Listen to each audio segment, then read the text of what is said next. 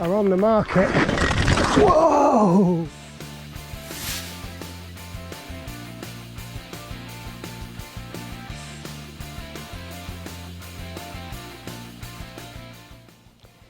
Afternoon, it's June the 4th, I'm back out, I'm at about 400 miles now, not quite there but close, and I'm not going to get a chance to get out on the bike for a little while, so I thought I'd do my 400 mile review now. There are 2 other videos in this series, my first trip out on it up to about 70 miles, and then a 200 mile review when I figured a few bits out, swapped a few things out. This 400 one is just sort of pulling it all together really. The things I put on done really well, the tyres are amazing, the seat for 10 quid off eBay is absolutely outstanding. The grips, £15, Halfords, they were a game changer. They just want that little tiny thing just changed so much for this bike. I'm going to go through a few of the settings. I've been asked a few times on the comments section, can you upgrade this? Can you trick it to go faster? And the short answer is, I don't know, you probably can. The long answer is, I really wouldn't bother. It does everything you need it to do. I travel 22 miles to work and back each day on this, up some huge hills, and you don't really need anything else. I don't know why you would want to put a throttle on it or go 30 miles an hour on it. It goes, you know, when I'm pedaling, it goes 20 miles an hour anyway. Anything above 15.5 miles an hour, you do not get any assist. That's probably why people want to upgrade them. There are some settings you can change. Those are, I'll go through them in a section in a minute. I'm going to take this out today up at Holdham Forest outside of Exeter. It's on a trail. I'm not going to take it on any serious trail stuff. Go back to video 1 to see what happened when I did that. It didn't go well. I'm just going to take it out on some rough terrain, but not seriously rough terrain. Very quickly, what I have changed is I've put Smart Sam tyres on. The original were Hendra and they were terrible. I've swapped out the free hub at the back for a Shimano free hub because my original one failed. I've swapped out the grips because the original ones were terrible, and I've swapped out the seat because the original one gave me a sore bum. Simple as that. So you don't have to watch video 2 now, but do watch this one because there are some little things that I don't really know if they've worked or not. The one setting I know you can change to trick it is the wheel size. I'm not going to do that. I'm not suggesting you do that. I'm suggesting you don't do that because that will trick the motor into working harder. And I don't know how the motor's a Bafang. It's a Bafang hub motor. I think that will put too much pressure on it and probably burn it out way quicker than it would normally burn out. Let's get on these trails.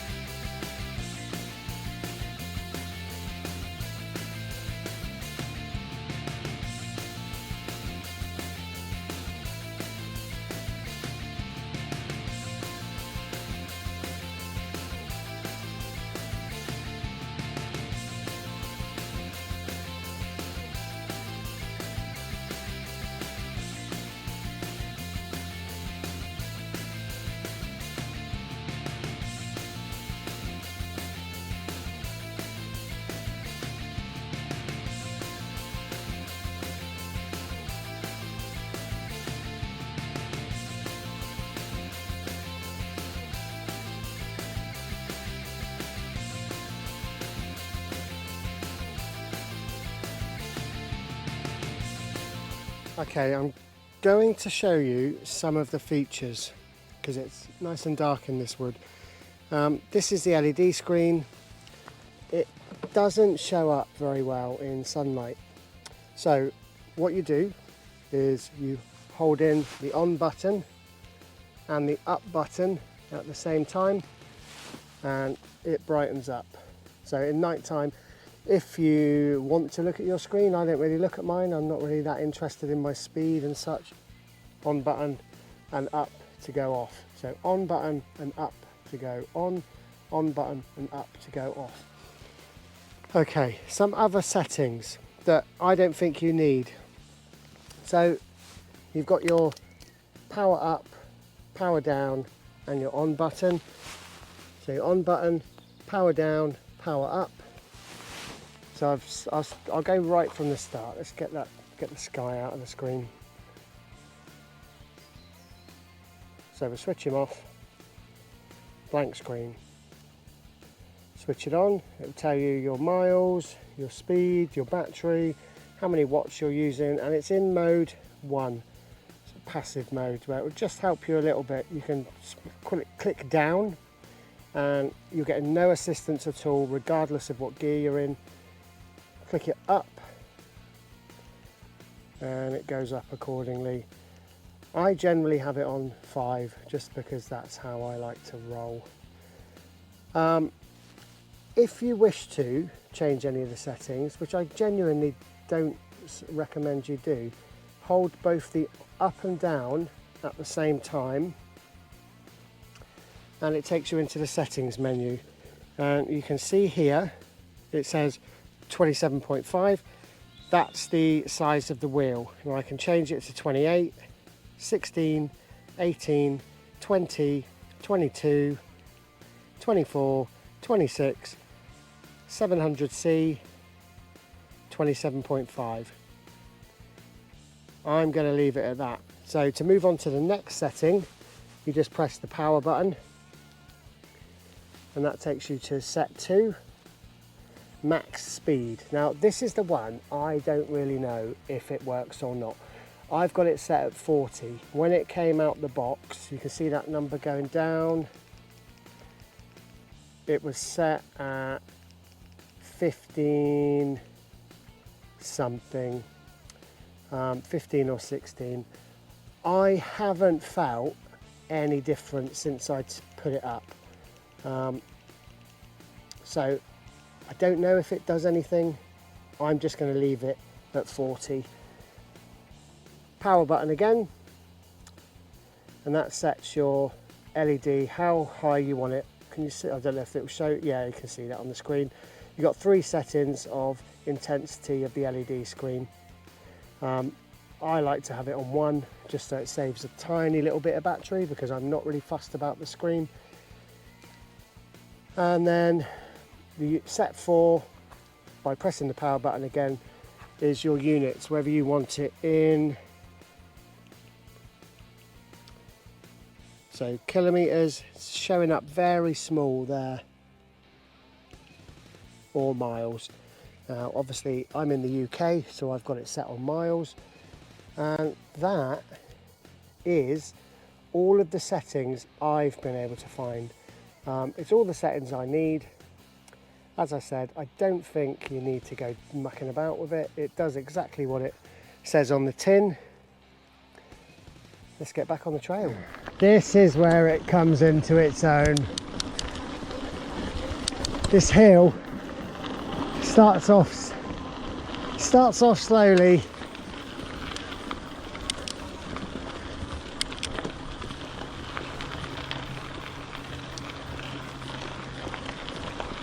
but with literally no effort at all.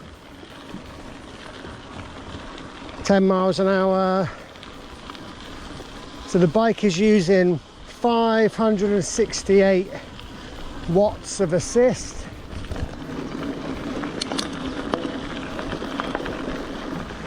Flattens out a bit here. Now on my analog, normal, however you want to call it, bike, on my bike, I normally stop here, have a little rest.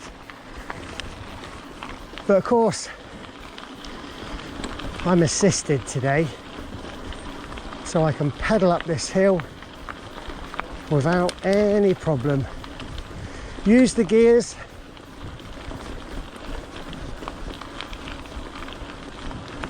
nice. There's a lot of unfair criticism about the budget e-bikes on the forums. We all can't, you know, not all of us can afford 3, 5, 7, 10 grand on a top of the range bike. So I'm glad that these entry-level ones are on the market. Whoa! And I'm glad I was filled. Ooh, sugar. Okay. Okay.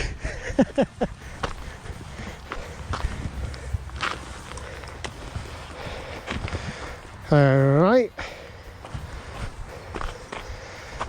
That's not right.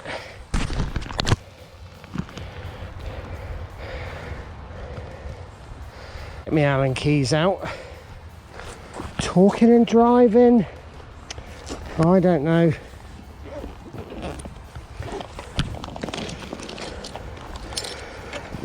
Yes, going back, I'm glad that these entry-level bikes are out there, because I would not be able to afford what some of them cost. Oh man, it's the one I haven't got. Oh well.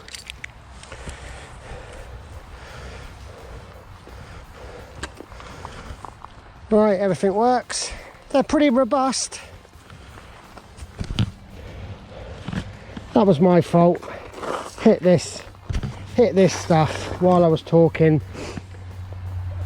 Didn't see the sign there until too late. Turned, and there you go. You come off. Take your eye off the ball, and you're off your bike. But yes, it's a pretty robust little thing. I have had people say that the forks are, yeah, bit of gravel rash. I don't know. Let's get back on the horse.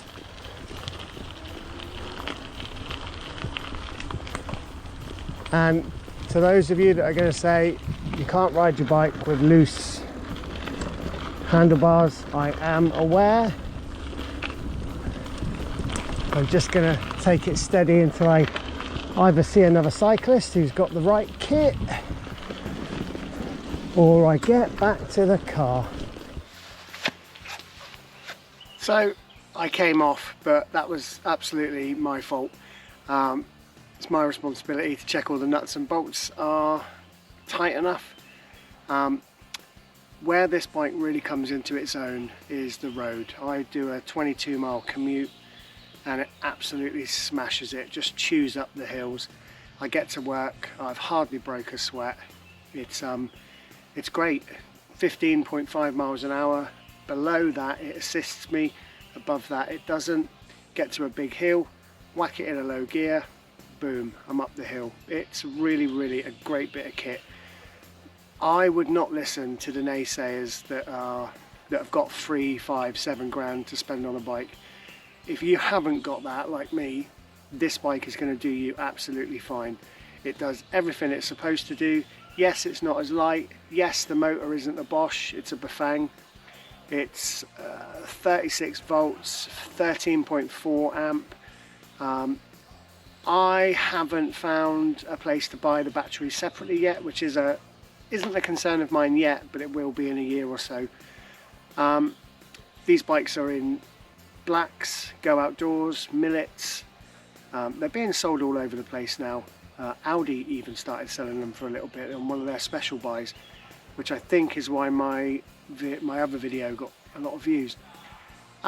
It's a great bike. If this bike is your budget, get this bike. It's really good.